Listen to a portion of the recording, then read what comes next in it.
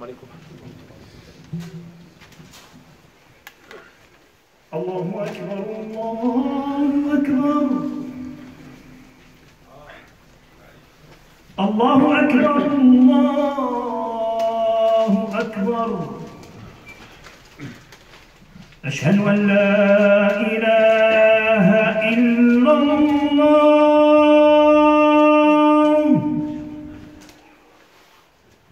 Ashhadu an la ilaha illallah.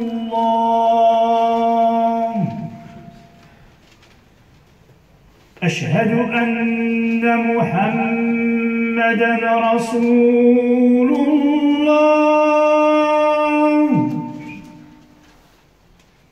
أشهد أن محمدًا رسول الله. حي على الصلاة.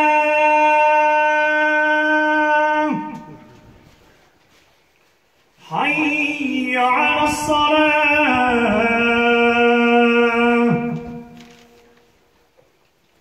حي على الفلاح.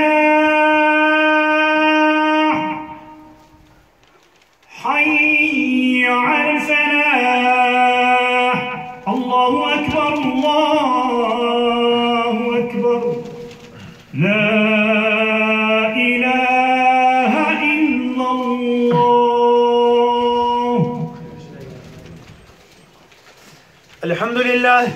الحمد لله نحمده ونستعينه ونستهدي ونستغفره ونؤمن به ونتوكل عليه ونعوذ بالله من شرور أنفسنا ومن سيئات أعمالنا. من يهده الله فلا مضل له ومن يضلله فلا هادي له. ونشهد أن لا إله إلا الله وحده لا شريك له وأشهد أن محمدا عبده ورسوله sallallahu alayhi wa sallam. Mes frères et mes sœurs, la khutbah du Jumu'ah d'aujourd'hui elle est capitale, vitale, primordiale. Avant tout, une parenthèse.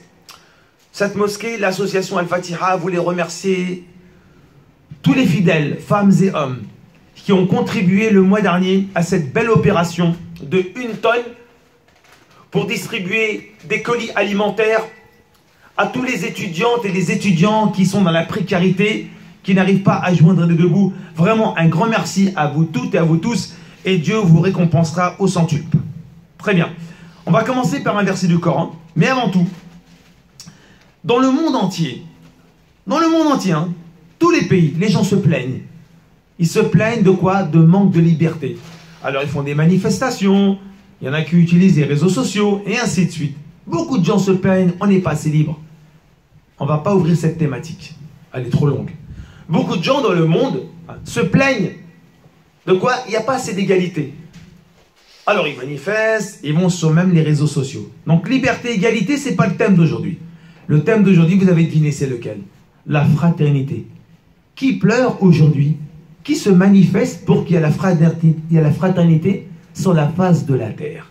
Et la fraternité, mes frères et mes sœurs, la règle numéro 1, c'est que le but, il y ait la paix sur la terre. Et pour qu'il y ait la paix sur la terre, il faut que tu considères l'autre, une partie de toi. Comme le prophète sallallahu alayhi wa sallam le dit dans le recueil de l'imam Al-Bukhari, selon Norman ibn Bashir, radiyallahu anhu, qui dit que le prophète sallallahu alayhi wa sallam a dit, écoutez bien mes frères et mes sœurs, l'image du croyant, c'est une métaphore, hein, l'image du croyant dans l'affection, l'amour et la miséricorde. Que Dieu nous donne ces 3 qualités déjà. L'image du croyant dans l'amour, la miséricorde et l'affection sont comparables à un seul corps. Quand un membre est touché, tout le corps est touché à tel point qu'il a de la fièvre et de l'insomnie. Allez, qui a de la fièvre aujourd'hui et qui a de l'insomnie parce qu'une partie de ta communauté est en train de souffrir, tels que les jeunes étudiants et les jeunes étudiantes? Allez, qui aujourd'hui a de l'insomnie? Non. Alors que le prophète, il dit l'image du croyant dans la miséricorde, hein, dans l'affection et l'amour. C'est comme un seul corps. Quand il y a un membre qui est touché, eh bien tout le corps est touché. Par quoi? Par l'insomnie et la fièvre. Oui, mes frères, il est beau ce hadith. Ça veut dire qu'en vérité, on ne doit pas dormir le soir. Oh, on dort très bien et on n'a pas de fièvre. Alors, vous savez, mes frères et mes sœurs, c'est l'épisode numéro 2. La fraternité. Allah dit dans le Coran, Surat Al-Imran, chapitre 3, Surat médinoise, verset 103, Allah dit « Wahtasimu » au pluriel. Dieu t'a pas dit « accroche-toi ». Accrochez-vous tous ensemble. « Wahtasimu bihablillahi jami'a » wa la tafarraqu. Accrochez-vous tous ensemble, pas tout seul, ensemble. Où? À la corde d'Allah. Et ne vous divisez pas, ne vous divisez pas. Et rappelez-vous les bienfaits qu'Allah vous a octroyés alors que vous étiez les ennemis les uns les autres. Fa'asbahtum, et vous vous êtes réveillés bi ni'matihi, par la volonté de Dieu, des frères. Vous savez qui nous a rendu des frères? C'est Allah. Quand le prophète alayhi salatu wassalam, il rentre à Médine le lundi 12 Rabi', il va faire quoi? Le pacte de Médine. Et la première phrase qui va sortir devant les juifs et les chrétiens, les gens du livre, les monothéistes, il va dire les croyants sont des frères. Et Allah Ta'ala dit dans le Coran, dans Surat les Chambres 49 verset 10, Innama, Allah il n'a pas dit les croyants sont des frères. Innama al-mu'minun ikhwa. Allah dit les croyants ne sont que des frères. Dieu n'a pas dit les croyants sont des frères. Les croyants ne sont que des frères. Vous savez pourquoi on est des frères? Sur la croyance. On est des frères pour Allah. Alors on va parler de la fraternité. Mais pas la fraternité adamique de notre père Adam, parce qu'on est tous des frères, même les non-musulmans. Ça s'appelle la fraternité adamique. On ne va pas parler de la fraternité abrahamique, celle de notre père Ibrahim alayhi salam, le patriarche. Tous les monothéistes, les juifs et les chrétiens, comme nous, on est des frères. Mais on va parler de la fraternité islamique. Et on va commencer par un premier hadith, qui est narré par Al-Bara ibn Azim radiyallahu anhu dans le recueil de l'imam Abu Daoud al-Tayalisi et dans le recueil de l'imam Ahmad ibn Hanbal, où le prophète sallallahu alayhi wa sallam était avec les compagnons dans la mosquée. Il va les interroger et ils aiment ça parce qu'ils sont là pour apprendre, ils ont la soif. Vous savez, c'est qui n'apprend pas? L'orgueilleux et le timide, c'est des gens qui n'évolueront jamais, ils ne progresseront jamais. Et ils aiment et ils ont soif de la connaissance. Le prophète est dans la mosquée avec tous les compagnons. Et le Bara ibn Azim raconte ce hadith. Le prophète leur dit, mes compagnons, savez-vous quelle est la corde de l'islam la plus solide? Savez-vous quelle est la corde de l'islam la plus solide? Les compagnons vont dire, la prière, la prière, la prière. Le prophète va répondre, non, elle est excellente, mais ce n'est pas celle-là. Je répète, quelle est la corde de l'islam la plus solide? Ils vont dire le mois du Ramadan au messager de Dieu. Non, elle est excellente cette corde, mais ce n'est pas elle. Je répète, quelle est la corde de l'islam la plus solide? Les compagnons vont dire l'aumône au messager de Dieu. Non, elle est excellente, mais ce n'est pas elle. La corde de la foi la plus solide, c'est quoi? C'est l'amour des gens. Le prophète alayhi salatu wassalam dit, la corde de l'islam, la corde de la foi la plus solide, c'est pas la prière, ni le jeûne, ni l'aumône, c'est l'amour des gens. Mes frères et mes sœurs, aujourd'hui quand on perd quelque chose, on fait tout pour le retrouver. Mais combien de gens ont rompu les liens de famille et ils ne cherchent même pas à les retrouver? Quand le prophète sallallahu alayhi wa sallam, chez Ibn Hibban et Ibn Abi Dunya, selon Anas radiyallahu anhu, lorsque le prophète descend du mont Arafat, il se réunit avec les compagnons. Et il est en train de leur donner des paroles. Quand tout d'un coup le prophète va prononcer cette formule, que celui qui a rompu les liens de la parenté se lève de cette assemblée. Personne ne va se lever, sauf un homme. Il va se lever, va partir. Le prophète va continuer son discours. Quelques temps plus tard, l'homme va revenir.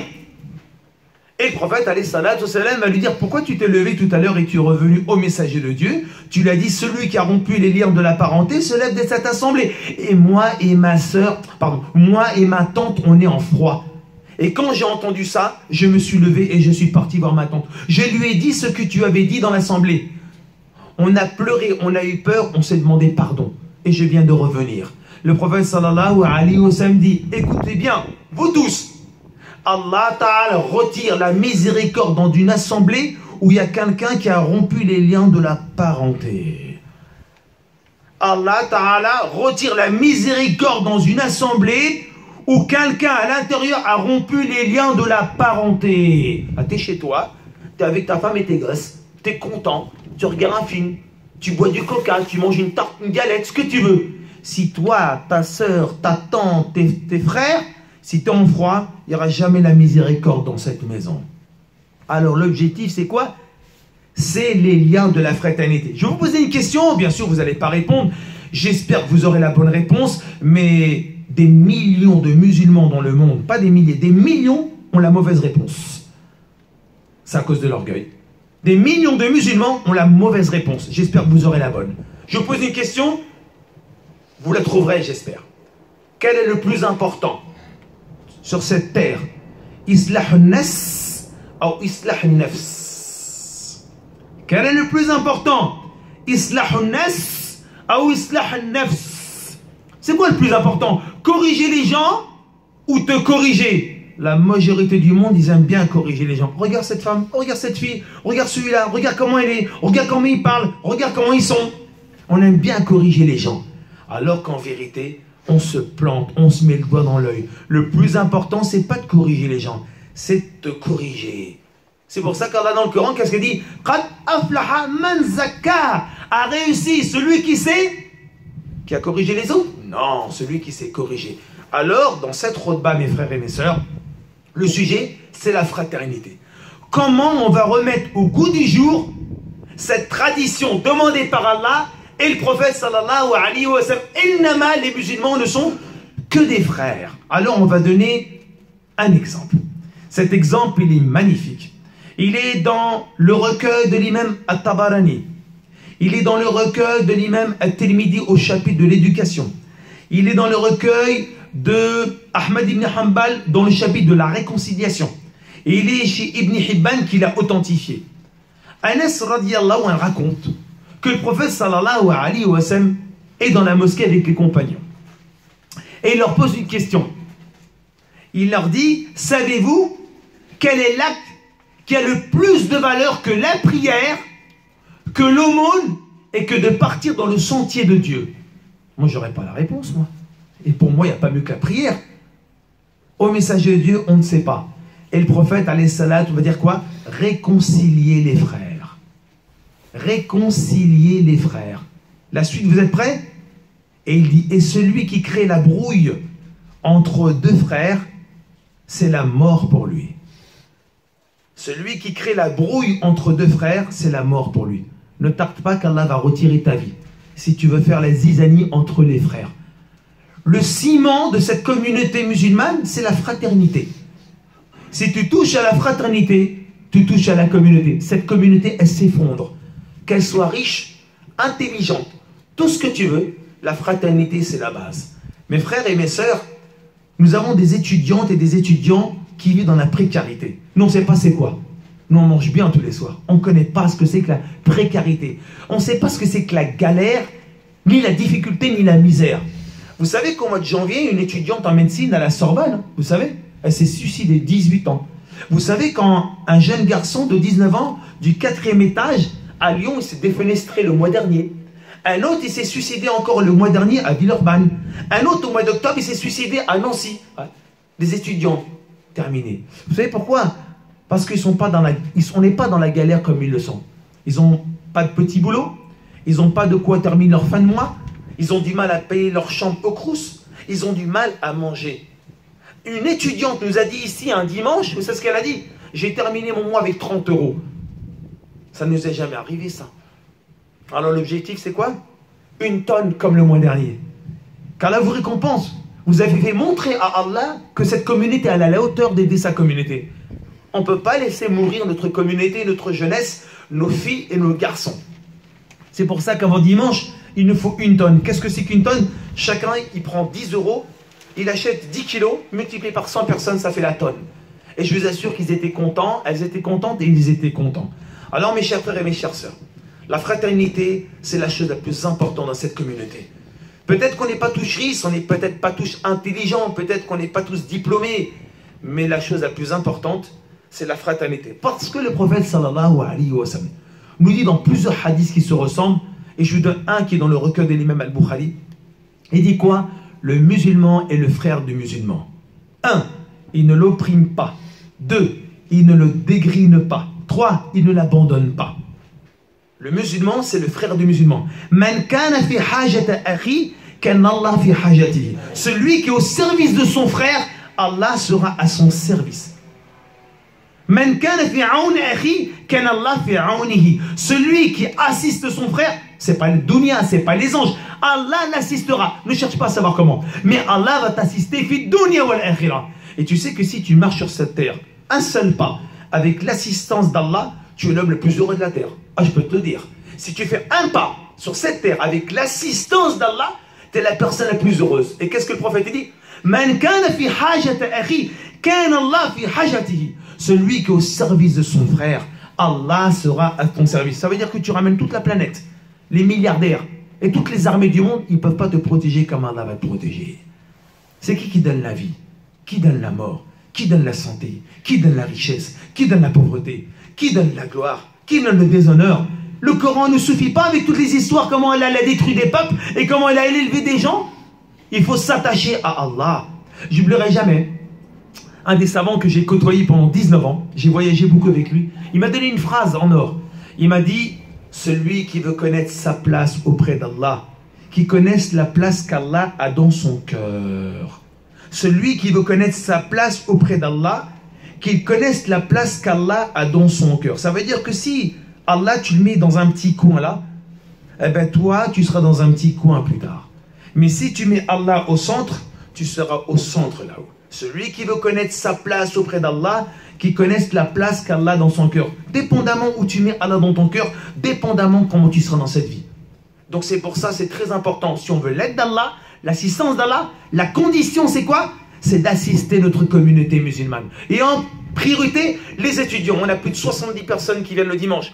Des dames sans mari, avec des enfants, des étudiants dans la précarité. Et là, tu vois ta communauté qui sont à la porte et qui sont en train de demander. On leur donne du poulet, on leur donne des yaourts, on leur donne des légumes secs. Qu'Allah récompense un donateur de cette mosquée. Et bien sûr, la discrétion, il la demande. Chaque semaine, il donne 700 à 800 kilos de fruits et légumes. Masha'Allah. Je dis, pourquoi tu fais ça? Je dis, je demande 3 choses. Et dit, je demande qurba min Allah, la proximité d'Allah. Je demande rida Allah, l'agrément d'Allah. Et je demande hub Allah, l'amour d'Allah. Je demande rien d'autre. C'est magnifique. Il dépense. Il est en train de travailler pour l'au-delà. C'est le meilleur investissement, investir pour sa communauté musulmane. Toi et moi, on va partir demain. Laissons pas notre jeunesse, nos étudiants comme ça. Donc, vous voulez qu'Allah nous aide dans ce monde et dans l'au-delà? Il faut assister la communauté musulmane. Donc, c'est pour ça, mes frères et mes sœurs, Inch'Allah, aujourd'hui, jusqu'à demain matin. Et même demain soir, ramener, c'est très important, cela. Parce que le prophète, alayhi salam, il aimait sa communauté musulmane. Et il n'avait aucun état d'âme. Et on va donner ces histoires qui vont arriver à la deuxième partie. Subhanakallah bihamdik nashhadu an la ilaha illa ant nastaghfiruka wa natubu ilayk. Bismillahirrahmanirrahim. Alhamdulillah nahmaduhu wa nusalli ala rasulil karim sallallahu alayhi wa sallam. Allez, maintenant on va lancer des défis. Moi le premier, on doit lancer des défis pour 2021. Plus que nos frères et nos sœurs, on doit les aimer. Vous êtes d'accord avec moi? Alors le recueil de l'imam al-Bukhari, dans le chapitre de l'amour, Anas radiyallahu raconte qu'un jour le compagnon Amr ibn al-As radiyallahu anhu, jeune compagnon, rentre dans la mosquée. Il y avait Abu Bakr, il y avait Omar, il y avait Abu Ubayd bin Jarrah, les éminents compagnons. Il rentre et il interpelle le messager de Dieu dans l'assemblée. Il dit au messager de Dieu, quelle est la personne que tu aimes le plus? Il va répondre, le prophète alayhi salatu wassalam, la personne que j'aime le plus c'est Aïcha. On aime nos enfants? On aime nos épouses? Pourquoi on ne leur dit pas je t'aime? Ah, vous allez dire, ouais, c'est culturel, c'est par rapport au pays, on vit dans un pays, on ne le dit pas. Donc, non. Avant de faire la khutbah du merci que j'ai bouquiné, et j'ai bouquiné des revues de psychologues à l'unanimité, pas 99%, l'unanimité, tous les psychologues disent que c'est très important de quoi? De donner ses opinions sentimentales, d'exprimer ses sentiments. C'est très bon pour la santé psychologique et physique. Ça évite de déclencher des maladies. Il faut exprimer ses sentiments. Alors le prophète, alayhi salatu salam, on lui dit quelle est la personne que tu aimes le plus. Et lui, le prophète, Dieu merci, qui est le plus modeste, qu'est-ce qu'il a dit? Aïcha. Il n'a pas donné un subterfuge, un truc. Non, Aïcha. Qui d'autre encore? Abou Bakr. Qui d'autre encore? Omar. Qui d'autre encore? Abou Abaïd. C'est bon, j'arrête. Voilà, le prophète, alayhi salatu salam, non seulement il aime sa femme, mais il n'a aucun problème à le dire en public. Pourquoi j'ai dit ça? Parce que cette communauté, on doit l'aimer. Et j'espère qu'à la fin de la khutbah, chacun, il va regarder une personne en face de lui et il va lui dire je t'aime pour Allah. Parce que je vais vous donner le dalil. Très important. Avant de vous donner le dalil, je vais donner une histoire pour voir ce que c'est que la fraternité. Cette histoire se trouve dans Tariq Dimashq de Ibn Asakir, le plus grand volume d'histoire au monde. Elle s'est passée cette histoire entre le 15 et le 20 août 636 au temps du califat de Omar ibn Khattab radiallahu anhu, où Théodore Tititrus, envahisseur, veut en découdre et faire la peau aux musulmans. Ou dans une région qu'on appelait la Grande Palestine à l'époque. Ça se trouve aujourd'hui en Syrie. Donc, que va-t-il se passer? Il va préparer son armée pour combattre les musulmans. Omar va préparer une armée quand même. Donc Khalid ibn Walid, Abu Ubayd ibn Jarrah, Amr ibn al-As et éminents d'autres compagnons. Que va-t-il se passer? Il va se passer que Théodore va envoyer son armée pour décimer l'armée musulmane. Dieu merci, les musulmans vont gagner. Et regardez ce qui va se passer. Je ne pense pas, j'ai jamais entendu une histoire comme ça de ma vie. Dans le monde contemporain, j'ai jamais entendu une histoire de fraternité à ce paroxysme. Il va se passer sur les champs de bataille où des musulmans vont tomber et presque mourir. Un homme va arriver avec une gourde d'elwa, une gourde d'eau à la main pour aller abreuver des compagnons qui sont presque morts sur le champ de bataille. Et il va s'approcher d'un homme, d'un compagnon, pour lui porter l'eau à la bouche. Et il s'appelle Harith ibn Hisham. On le connaît pas, on connaît Omar, Talha, Zubayr. Au lieu de raconter des belles histoires à nos enfants, nous on les laisse sur le Snap, TikTok, toute la nuit dans la chambre. Au lieu de raconter des belles histoires. Ah mon enfant, j'ai rien de les raconter, alors reste dans ta chambre. Et c'est TikTok qui va t'éduquer jusqu'à 18 ans. Au lieu de raconter des belles histoires. Qu'est-ce que tu retiens de ton père? Ouelou, il m'a jamais raconté d'histoire, mon père il connaît pas d'histoire. Alors Harith ibn Hisham, il est allongé. Et cet homme lui ramène l'eau à la bouche. Et regardez ce qui va se passer. Il va dire non, non, non. Alors qu'il a soif, soleil de plomb dans le désert, il est blessé, le sang coule. Harith ibn Hisham dit non, non, non, non. Mais j'entends un autre compagnon qui est en train de gémir. Ikrama ibn Abu Jahl. Vous connaissez Abu Jahl, celui qui a fait la misère au prophète. Tu peux faire la misère au prophète, mais ton fils est des musulmans, machin. Il y a un bon musulman. Ikrama ibn Abu Jahl, il est là, allongé. Il dit va lui donner plutôt à lui. Alors l'homme arrive vers Ikrama ibn Abi Jahl pour lui porter l'eau à la bouche.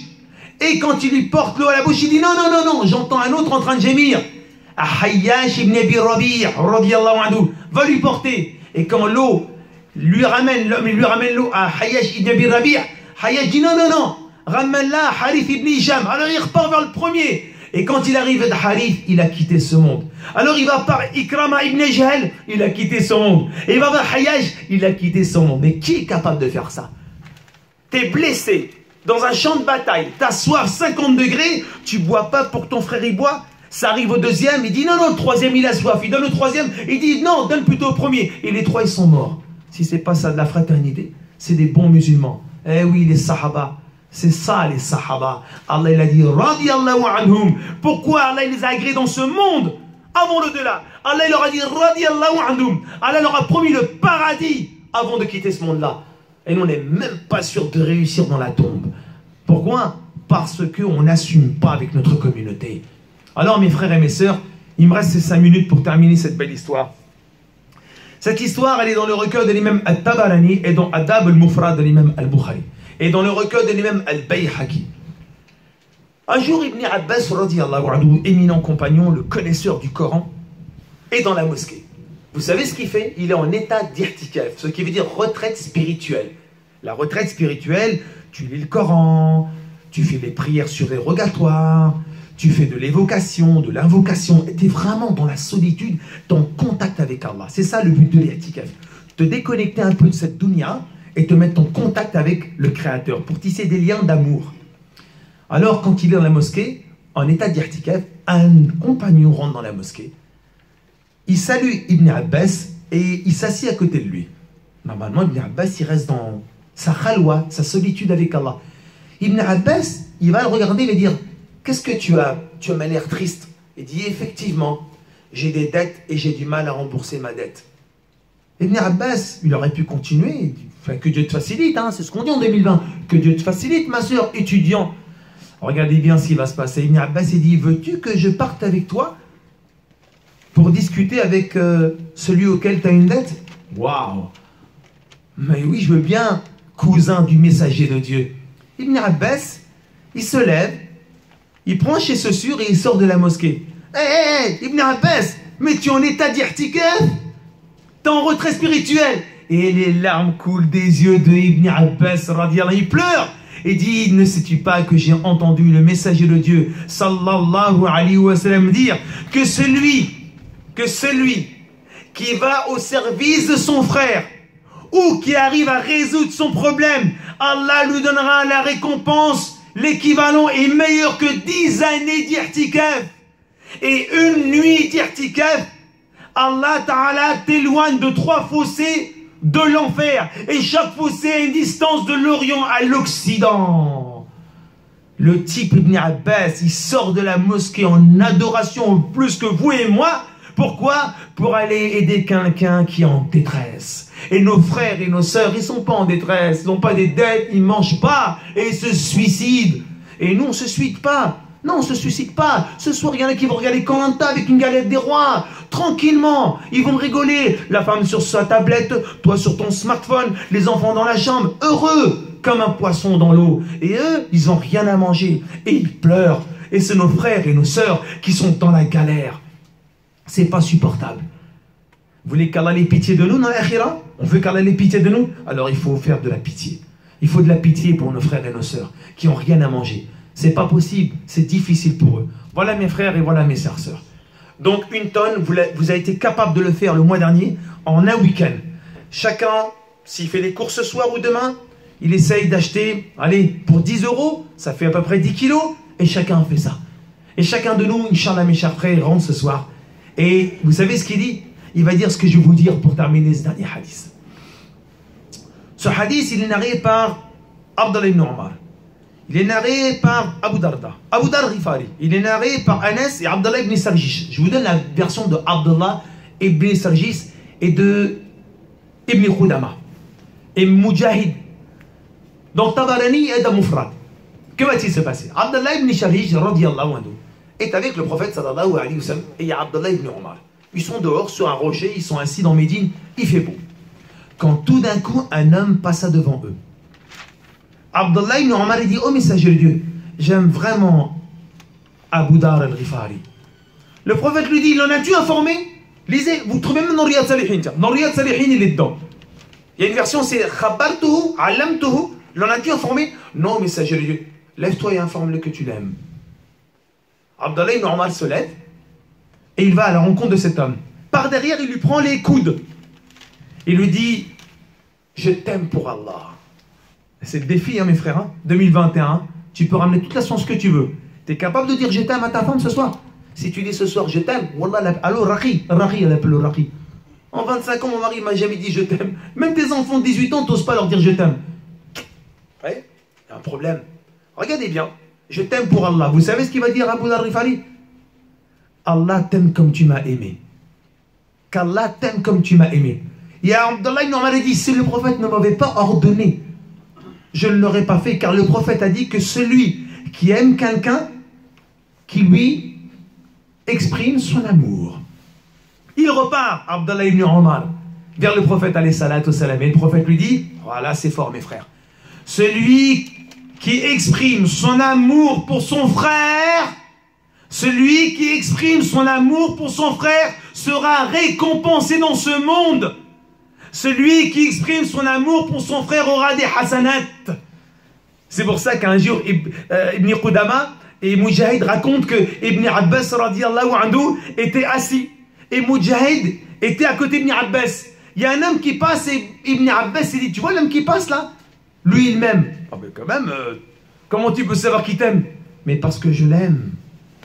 Alors mes frères, si vous voulez que nos femmes et nos enfants ils nous aiment, tu as intérêt à les aimer. Autrement, ils ne vont jamais t'aimer. Ils vont juste rester avec toi par respect, parce que tu ramènes l'oseille. Mais combien de femmes se sont barrées et des gosses se sont sauvés de la maison parce que tu ne quoi? Il ne dépend pas en toi de la miséricorde, de l'amour et de la fraternité. Alors le défi, c'est quoi? C'est qu'après la khutbah, chacun il regarde la personne en face de lui et lui dit « Je t'aime pour Allah ». C'est ça la sunna et tu auras des récompenses. Et on doit acheter avant demain 1 tonne. On demande à Allah, tabaraka wa ta'ala, mes frères et mes sœurs, qui nous donne la miséricorde. L'amour et l'affection comme ce hadith pour notre communauté, nos frères et nos sœurs. On demande à Allah qui nous donne cette sunna de rentrer chez nous et de dire à nos épouses qu'on les aime, à nos enfants. Et après la khutbah, qu'on dise à celui qui est en face de nous, je t'aime pour Allah, afin qu'il me dise, moi je vous aime tous mes frères. Et j'espère qu'à la fin de la khutbah, on va se dire qu'on s'aime. C'est ça la fraternité. Vous voulez la liberté? Vous voulez l'égalité? On commence par le ciment, la fraternité. Allahumma hdina fi man hadayt. وعافينا فيمن عافيت وتولنا فيمن توليت وبارك لنا فيما أعطيت. Allah descend la miséricorde dans cette communauté, descend l'amour dans cette communauté, remets l'affection dans cette communauté, mets la fraternité dans cette communauté, donne-nous les qualités, Ya Allah Karim. Ya Allah, fait que nos petits frères et notre sœur ne se suicident pas par notre faute, fait qu'on leur amène de quoi, quelque chose dans leur bouche. Ya Allah, fait que leur ventre se remplisse ce week-end. Ya Allah, donne-nous les qualités de la miséricorde. Si on n'a pas de miséricorde, mais comment elle va être notre prière? Comment va être nos relations? Comment on va lire le Coran si on n'a pas miséricorde pour les autres? Allah, pardonne-nous. Allah, ait pitié de nous. Si tu n'as pas pitié de nous, personne n'aura pitié pour nous dans ce monde, dans l'au-delà. Subhan rabbika rabbil izzati amma yasifun wa salam ala al-mursalin walhamdulillahi rabbil alamin. Aqim as-salah.